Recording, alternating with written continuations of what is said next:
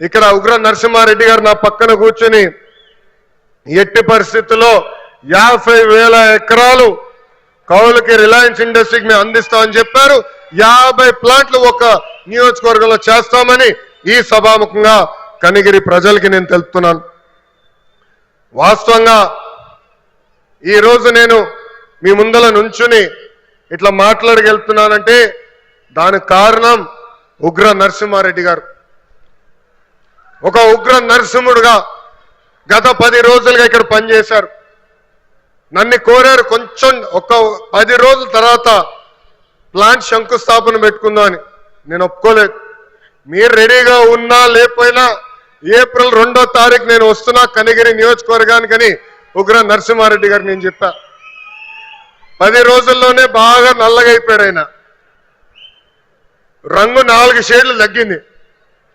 ఎవరి కోసం ఆయన కష్టపడ్డారు? కనిగిరి ప్రజల కోసం.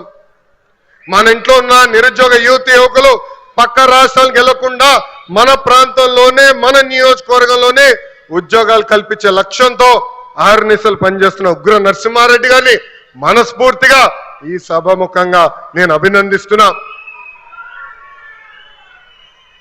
చంద్రబాబు గారు చెప్తున్న P4 విధానానికి రిలయన్స్ CBG ప్లాంట్ నాంది కాబోతుంది. పేదరికం లేకుండా చేయటంలో ఇది కూడా ఒక తొలి అడుగని సభాముఖం తెలుపుతున్నాం. రైతులకి ఈ ప్లాంట్ల ద్వారా పెద్ద ఎత్తున మేలు జరుగుతుంది. నేపియర్ గడ్డితో ఈ గ్యాస్ తయారు చేయబోతున్నారు.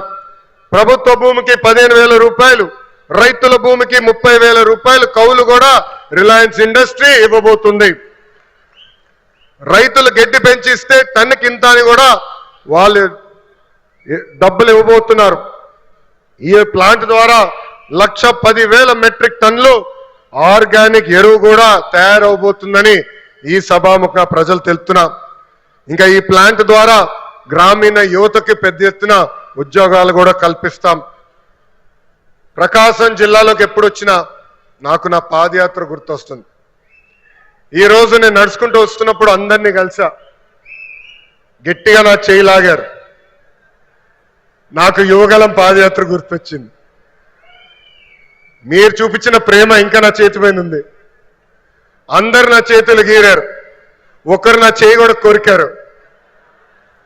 మీరు నా పైన చూపించిన ప్రేమ, అభిమానం నా జీవితంలో ఎప్పుడు మర్చిపోనని ఈ సభాముఖంగా ప్రకాశం జిల్లా ప్రజలందరికీ నేను తెలుపుకుంటున్నా.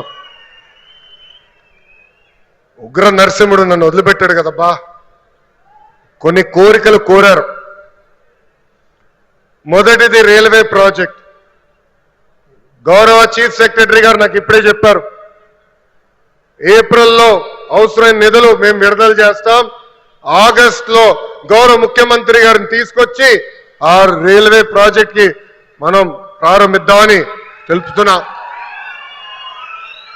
వెలగొండ ప్రాజెక్టు కూటమి ప్రభుత్వానికి ఒక ప్రయారిటీ.